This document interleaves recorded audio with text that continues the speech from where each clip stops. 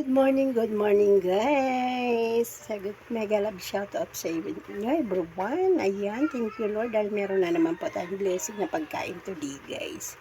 Ayan, to this video po, ayan, bibidyohan ko na lang po uli ang aking napamiling ulam namin today guys. Ayan, may nabili akong isdang bato.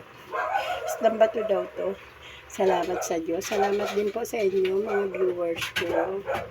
Ayan, ipiprito lang natin to guys. Ayan, may tumatol na. So, at yan, may daing tayong bangus. Ipiprito din natin to. So, prito tayo ngayon lahat guys. Ayan, mataba naman yung bangus ko, diba? Ayan guys, may nabili tayong bangus. Gusto kasi ng anak ko bangus. Ayan, pinadaing ko na siya guys. Kasi ipiprito natin.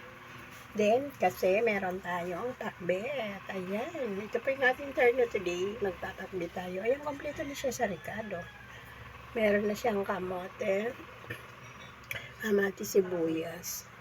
Ayan guys, excuse me kasi hanggang ngayon namamalat pa rin ako. May sipong pa din ako.